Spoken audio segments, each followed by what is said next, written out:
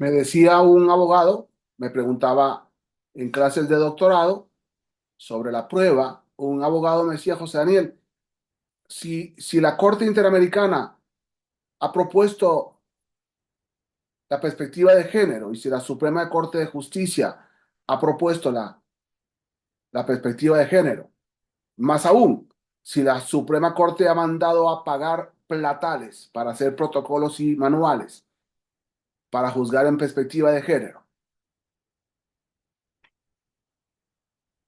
la pregunta que tendría que haberme hecho era si la Corte está para financiar protocolos y manuales, y yo le hubiera dicho que no, pero no me quiero meter en ese tema.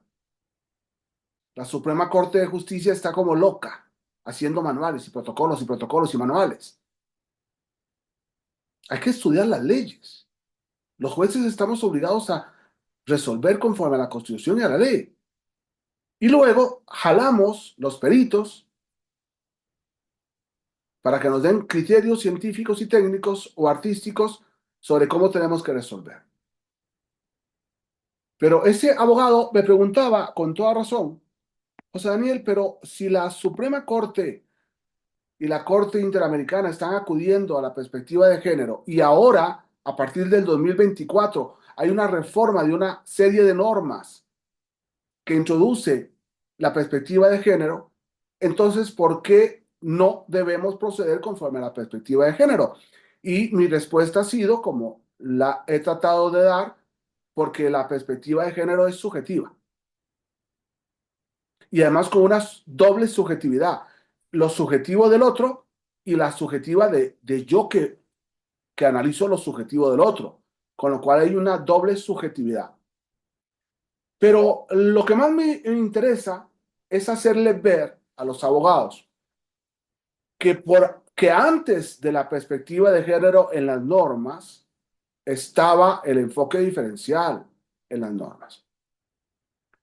La ley de víctimas, no voy a citar ninguna, sino que en general la ley de víctimas, la ley de desaparición forzada de personas, la ley de violencia contra las mujeres, la ley de trata de personas, para citar algunas de ellas, analizan primero lo que ya habíamos visto en el artículo 212 del Código Nacional, que era la efectividad y la exhaustividad.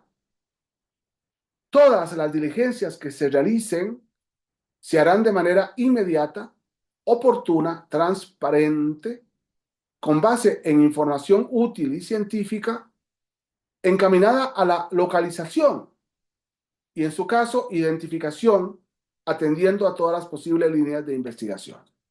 Artículo 4, apartado quinto de la Ley de Desaparición Forzada.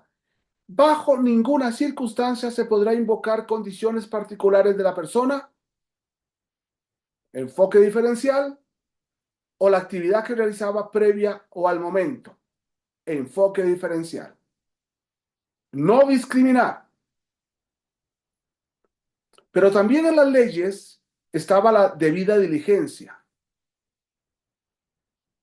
En toda investigación y proceso penal que se inicie por los delitos previstos en esta ley, las autoridades deben garantizar su desarrollo de manera autónoma, independiente, inmediata, imparcial, eficaz y realizados con oportunidad, exhaustividad, respeto de derechos humanos y máximo nivel de profesionalismo.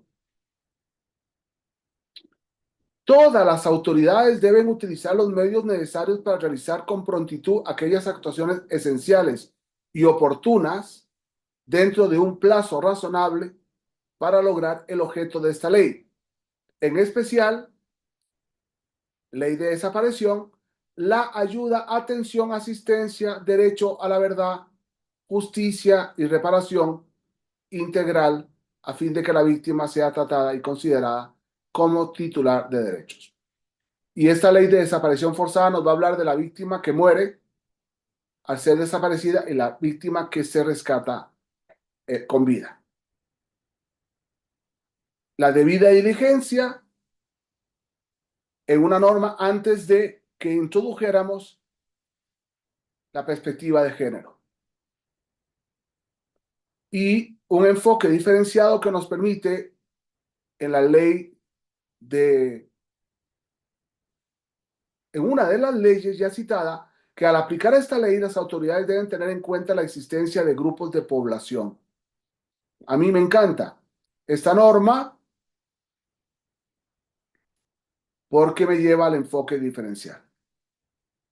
Las autoridades deben tener en cuenta la existencia de grupos de población con características particulares o con mayor situación de vulnerabilidad en razón de su origen étnico o nacional, idioma o lengua, religión, edad, género, preferencia u orientación sexual, identidad de género, condición de discapacidad, condición social, condición económica, histórica y cultural, así como otras circunstancias diferenciadoras que requieran de una atención especializada que responda a las particularidades y grado de vulnerabilidad de las víctimas. Ley de víctimas, ley de trata de personas, ley de desaparición forzada, ley de violencia contra las mujeres.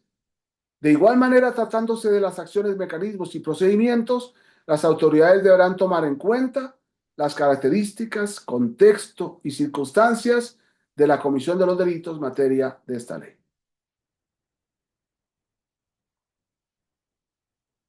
Vean cómo he leído tres normas de la legislación mexicana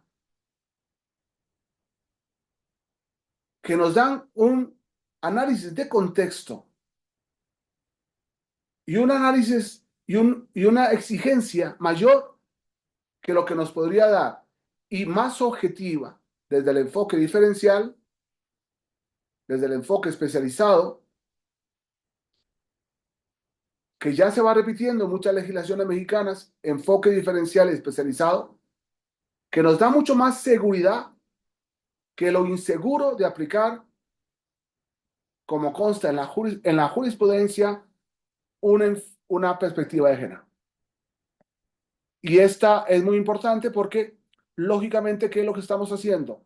Que el enfoque diferencial le gana